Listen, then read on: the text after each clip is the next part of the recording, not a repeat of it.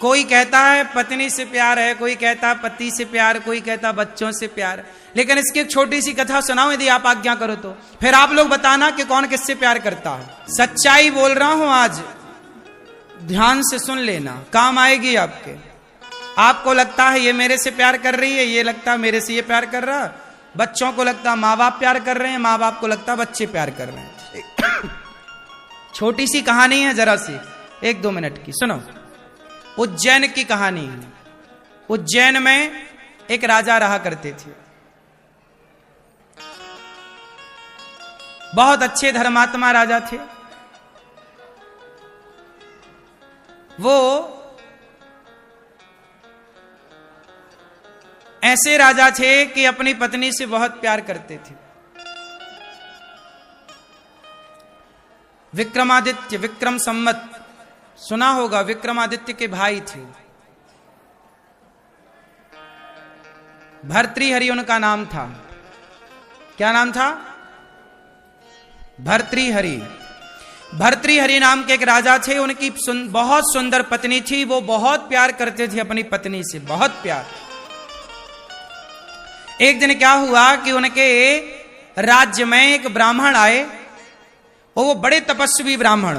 उन्होंने तपस्या की तो तपस्या से कोई देवता प्रसन्न हो गए, और देवता ने उन्हें एक फल दिया।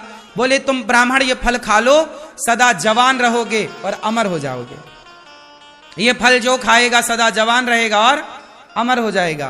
पंडित जी ने फल लिया, और पंडित जी को लगा मैं जवान रहकर और अमर होके क्या करूंगा, ये जो हमारे राजा भर्तृहरि हैं ये बहुत अच्छे राजा हैं, यदि ऐसा राजा अमर हो गया तो ये देश सदा के लिए अमर रहेगा, ये देश हमारा सुरक्षित रहेगा। भाई देश है तो सब है, अच्छा राजा होना चाहिए देश का। भर्तृहरि हमारा अच्छा राजा है। तो पंडित जी फल लेकर गए, एकांत में मिले। महाराज यहाँ आओ, अकेले में। महाराज ये फल आप खा लेना, इससे आप सदा जवान रहोगे और अमर रहोगे, आपको कोई मार नहीं सकता, मैंने तपस्या करके पाया। राम राम। पंडित जी चले गए। राजा भर्तृहरि ने फल देखा, वाह। लेकिन राजा को तो प्यार था पत्नी से, उनको लगा यदि ये फल मैं खाता हूं तो मैं जवान रहूंगा, और यदि मेरी पत्नी फल खाएगी तो वो सदा जवान रहेगी, और वो जवान रहेगी तो मैं सुख लेता रहूंगा, आनंद लेता रहूंगा। तो मेरी पत्नी को फल खिलाता हूं। तो पत्नी के पास गए। भाग्यवान सुनती हो? हाँ हाँ महाराज, ये लाया हूं तुम्हारे लिए, फल खाओ। क्या होगा? तुम सुंदर हो जाओगी और सदा जवान रहोगी, खाओ। अच्छा मैं भोग लगा के खाऊंगी। भर्तृहरि चले गए। पत्नी ने फल रखा। पत्नी का चक्कर था सेनापति से। है क्या सही?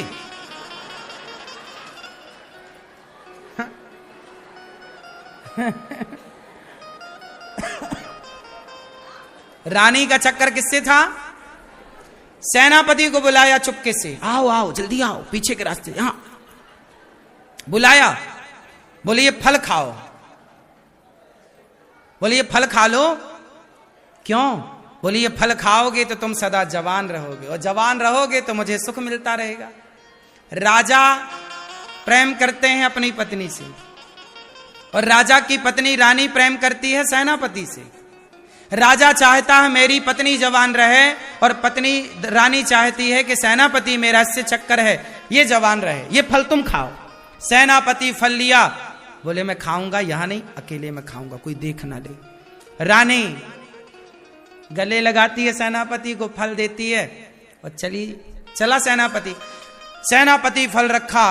अच्छा सेनापति का चक्कर था वहां एक नाचने वाली से। ये बिल्कुल सत्य कहानी बोल रहा हूं, लिखी है ये इतिहास के पन्नों में ये दर्ज है, मनगढ़ंत बात नहीं है। वैराग्य शतक और श्रृंगार शतक लिखा है भर्तृहरि ने बाद में, पहले श्रृंगार लिखा फिर वैराग्य बाद में। तो भर्तृहरि के अब यहां सेनापति का चक्कर किससे था? एक नर्तकी से, नाचने वाली नर्तकी को बुलाया। ओहो बहुत सुंदर दिख रही हो, ये फल खाओ तुम सदा जवान रहोगी। मैया तुम कहां फोन लगा ली? हाँ? ये प्रसंग चल रहा है, बिना फोन लगाना कहीं।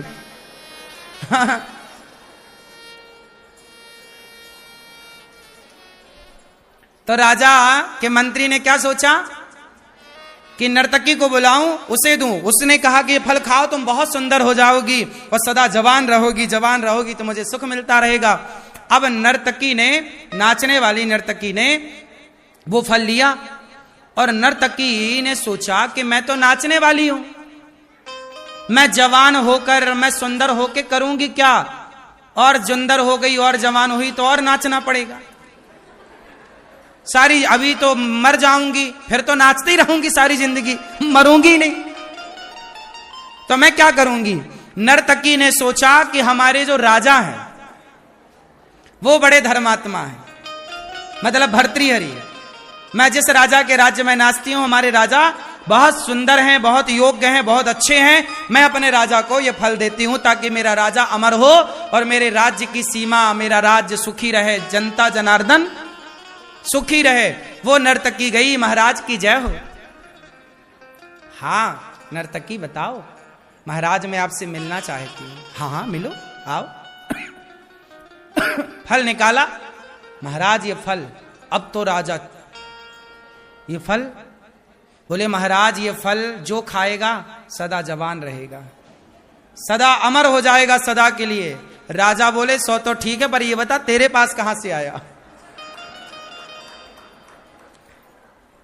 अब देखो, नर्तकी ने कहा महाराज मैं सेनापति से बड़ा प्यार करती हूं, मेरे सेनापति ने मुझे दिया।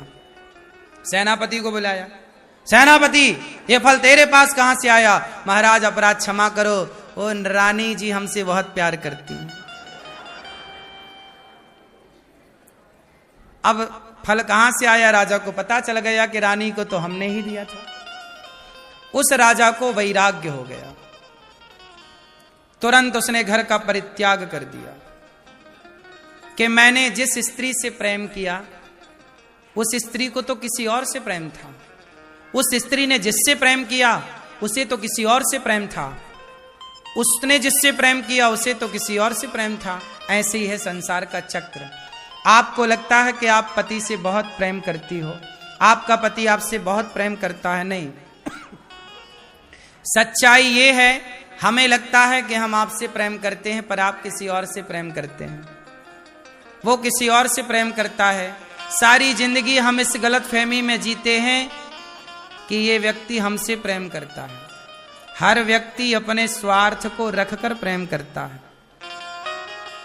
आपसे स्वार्थ है तो प्रेम है, आपसे स्वार्थ नहीं है प्रेम नहीं है। यही जीवन की सच्चाई है। कोई किसी से प्रेम नहीं कर रहा है, लग रहा है कि ये बहुत प्रेम कर रहा है, इसलिए कहता हूं प्रेम करना ही है तो जगत से नहीं जगन्नाथ से प्रेम कर लो, भगवान से प्रेम करो। स्त्री के साथ रहो, पुरुष के साथ रहो। मैया ये बात आज भी तो समाज में देखी जा रही है ना, कई पत्नियां अपने पति से छिपकर यारी कर रही हैं कि नहीं दूसरे से, और कई पुरुष अपनी पत्नियों से छिप कर दूसरे को कर रहे हैं कि नहीं। पत्नी को लग रहा है कि मेरा है पर वो तो किसी और के चक्कर में है। सब जगह अब यही खेल चल रहा साहब। इसलिए इस गलतफहमी में बिल्कुल ना रहो कि आप जिससे प्यार करते हैं वो आपका है या आपकी है। कोई किसी को नहीं जान रहा है, कोई किसी के मन की जान ही नहीं सकता। इसलिए हमें किसी के मन की जानना भी नहीं है और हम आपसे ये भी नहीं कहते कि आप हमसे ही प्यार करो, नहीं। हमें ये आपसे अब कोई उम्मीद नहीं है कि आप हमसे प्यार करें। अब हमने अपना मन आपसे हटाकर भगवान के चरणों में लगा रखा है। संसार धोखा दे सकता है, भगवान कभी धोखा नहीं दे सकते। प्यार ही करना है तो संसार से क्यों करें, करके भी क्या पाएंगे, भगवान से करें। सही है। ये पूरी कथा का निष्कर्ष ये निकला कि हम प्रेम भगवान से करें, चाहे स्त्री हो पुरुष हो। तुम बेटे से प्यार करती हो कल को बेटे की पत्नी आएगी, बेटा अपनी पत्नी से प्यार करने लग जाएगा। तुम्हें लगता बेटा हमसे प्यार करता, नहीं, अब वो पत्नी की तरफ है। तुम अकेली ही रहोगी सारी जिंदगी, तुम्हें कोई प्यार करने वाला नहीं है। लोग कहते हैं हमसे कोई प्यार नहीं करता, क्यों करेगा कोई प्यार आपसे? ये बात सच्ची है, आप मानो ना मानो, पर आपसे, आप जितने लोग यहां बैठे हैं, आप लोगों से कोई प्यार नहीं करता। हम सबसे कोई प्यार नहीं करता। आपसे जो लोग प्यार करते हैं वो केवल अपने स्वार्थ की सिद्धि के लिए कर रहे हैं, वरना आपसे उनका क्या लेना देना है। कोई किसी पुरुष कर रहा है प्यार, वो आपसे नहीं कर रहा, आपसे उसे सुख मिलता है, इसलिए वो आपसे प्यार का अभिनय करता है। पत्नी को भी पति से गृहस्थी चलाने का एक सहारा मिलता है, बच्चों के लालन पालन का एक सहारा मिलता है। एक दूसरे के पूरक से हैं, पत्नी का पूरक पति, पति की पूरक, तो सबका एक स्वार्थ। अच्छा ये बताओ, पत्नी भी अपने पति से एक स्वार्थ से अटैच रहती है कि नहीं? बोलो, भले बारीक स्वार्थ हो, सूक्ष्म स्वार्थ, पर है ना कि नहीं? पत्नी का भी एक अपना स्वार्थ है पति से। जो पति कमाता है, गिफ्ट लाता है, उसे आप ज्यादा अच्छा पति मानती हैं। जो नहीं कमाता, उनकी पत्नियां बिल्कुल, देख लो उनका व्यवहार पति के प्रति कैसा है। तो व्यक्ति ऐसे ही है कि आपका स्वार्थ सिद्ध हो तो सब अच्छा है, और आपका स्वार्थ सिद्ध ना हो तो। इसलिए संसार के चक्कर में ना पड़ो, समय ना गवाओ। अंत में जैसे भर्तृहरि को उनकी पत्नी ने धोखा दिया, पत्नी मतलब संसार, ऐसे ये संसार एक दिन आपको धोखा देने के लिए तैयार है।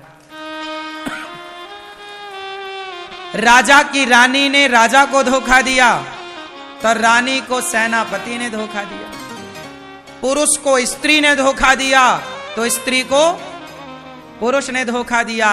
संसार में सब धोखेबाज हैं,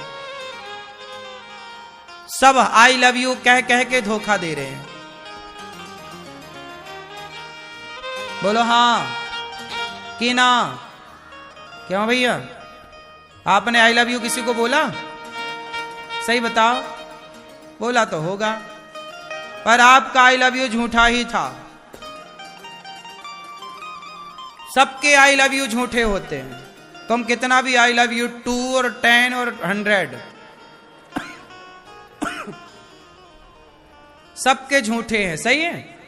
इसलिए आई लव यू कहना है तो भगवान श्रीमन नारायण से, जगन्नाथ से, राम जी से आई लव यू कहो। प्रभु हम आपसे प्यार करें, और किसी से प्यार हो ये ना हमारा, हम चाहें भी तो हमारा मन किसी में ना लगे, आप में लगा रहे। संसार के साथ रहो, पत्नी पति के साथ बिंदास खुश रहो, अच्छे व्यवहार करो पत्नी के साथ, खुश रखो उसे, व्यवहार अच्छा हो, पर आई लव यू केवल भगवान से हो।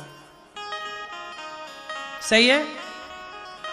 क्योंकि मान लो इस बात को, कोई आपका नहीं है, कोई आपसे प्यार क्यों करेगा?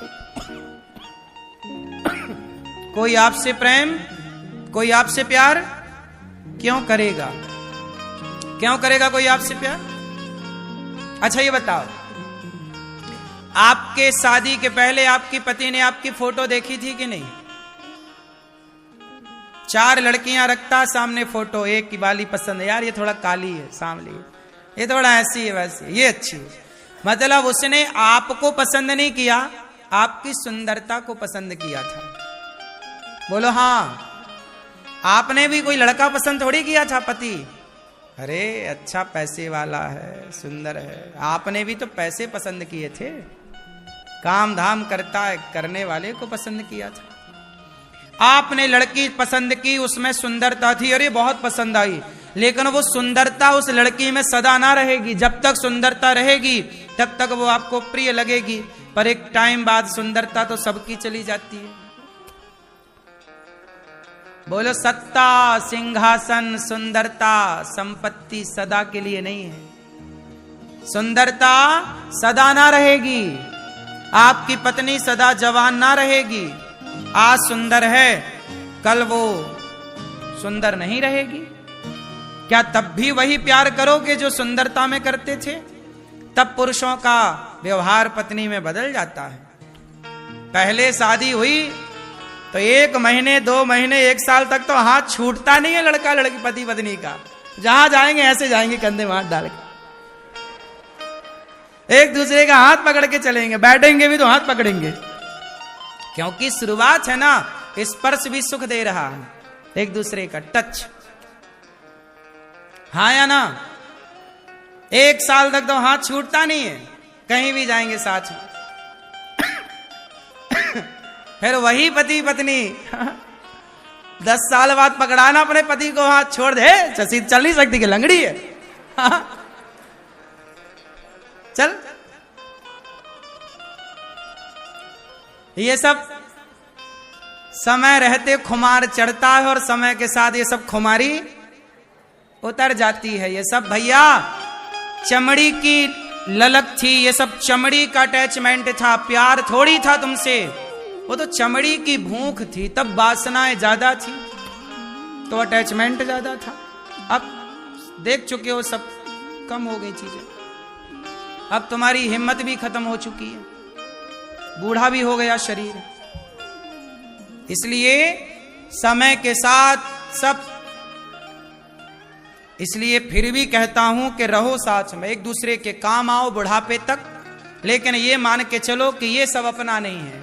मेरे तो गिरधर गोपाल दूसरो ना कोई, यही सत्य है।